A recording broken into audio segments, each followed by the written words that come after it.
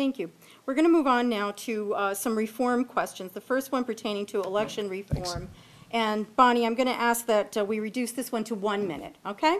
The first response, Kevin, goes to you, and the question is, would you support legislation to allow no-fault absentee voting and to ease the deadlines for returning absentee ballots? Yes. Was this just yes, no? No, you have a minute. Okay. Yes, because I think we have to try to open up the process. We have to get more people engaged and more people involved in the democratic process here in the Commonwealth of Pennsylvania. You know, unfortunately, we do have a high senior population here in Pennsylvania, but we have to make it easier for people to vote. You know, we have a lot of students that would vote online. There are enough applications and there's enough security within the internet, and we'll have to make sure that that is the case in every individual county and within every election bureau. But I think the technology's there. I think we have to change with the times a little bit and make it easier for our electorate to be engaged and participate in this democracy. Mike, the question to you, 1 minute. I agree. I agree with Kevin Murphy on this point. I absolutely do believe we need to get everyone involved in government and realize that you are the reason why we have Harrisburg. You're the reason why we have Washington, D.C. It is an active part and an active role of every citizen to be voting. And you should have every right and every opportunity to do that. There shouldn't be any restrictions or laybacks to not vote. So I do agree with my opponent on it, that it should be open and easier for everyone to get out and vote. I just wish more people took more responsibility to vote. And I know in the scouting background, we get everyone involved to be involved in their community and involved in their political, get involved in politics to understand how it runs. Thank you.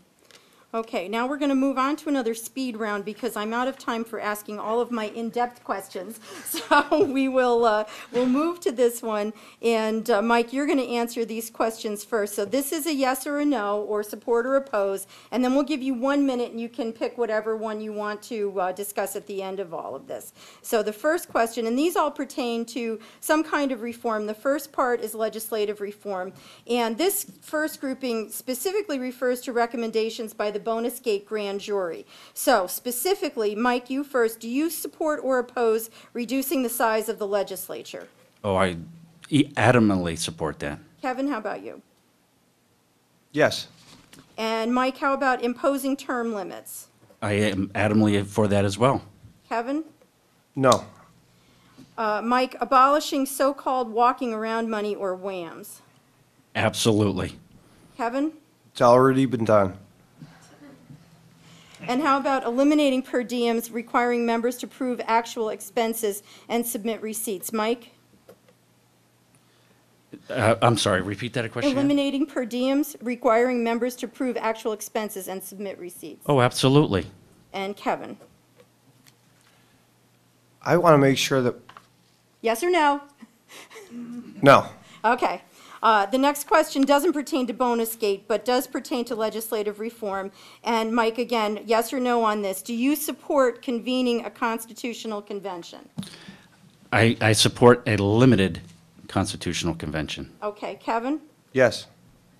And one more question in this round, and then we'll move on to give you a little bit of time to clarify.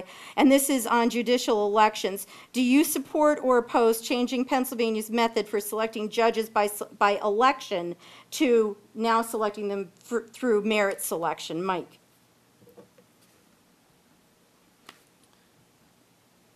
Yes. Kevin? Yes. Okay.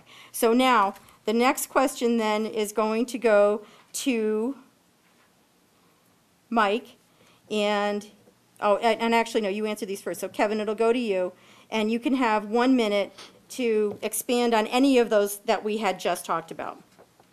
One of the biggest things when I ran in 2008 was I ran on the motto that I had the courage to change Harrisburg, not let Harrisburg change me, and to be accountable, be accessible. I think we've kept all those promises. I think that's why we're doing as well as we are. we have all of our expenses, not just per diems, but our expenses online. We put them online quarterly for anyone to read them in the public. You could see whether I was at a corrections hearing in Philadelphia or I was at a Marcellus Shale gas severance wellhead in Pittsburgh. So I think when you're accountable, when you post your expenses online, every single expense we put online. So I think the problem comes into play, and people get themselves in trouble where there's no accountability and they're not doing anything to restore the public trust. And I believe we're only one of 4 legislators that provide that option to our constituents. Thank you. Mike, the same to you. I'm going to address the per diem issue as well. And Mr. Murphy made that claim back in 2008 when he was running against Frank Shimkus. And Mr. Murphy claimed that Frank was taking excessive per diems. And then Mr. Murphy got on WYOU and said, I would absolutely post all my receipts online for my expenses that I incurred during the 2 years. It's been 2 years, and there's still no receipts online for Kevin Murphy for accepting his per diems. Now, per diems are used for lodging and meals. On his website, he's taken the full tax-free per diem of $163 a day. I kind of find that hard to believe how you can come up to exactly $163 every single day that you're in session, to be exactly $163. That's why I'm against per diems. I think you should only be reimbursed for business expenses, not just go down to the bursar's office and get your tax-free $163. Thank you. You Well- have to rebut that? No rebuttals right now. Sorry. All right. We've covered a lot of ground here this evening, but perhaps not everything that the voters want to hear about. And perhaps there's something that you're hearing about when you're out on the campaign trail that I haven't heard about, that you want your opponent to respond to. So I'm going to give each of you an opportunity to ask the other one question. I'm going to ask you to get the question asked in 30 seconds, and then we'll give you 1 minute to respond to that question. And since Kevin should be responding to this question first, Mike, I'm going to give you the first opportunity. Ask Kevin a question about the campaign, whatever your choice. I'm going to go back to the per diems. I'm going to go back to his statements for the last 3 months about being accountable and transparent to the people.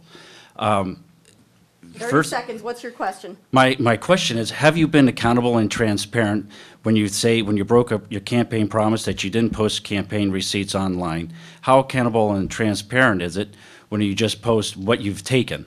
Okay. Kevin, you have a minute to respond. Thank you very much, and I appreciate you asking me that question, Mike, because I now have an opportunity to respond to what you had said just moments ago. But the promise that I made was that we were going to be accountable.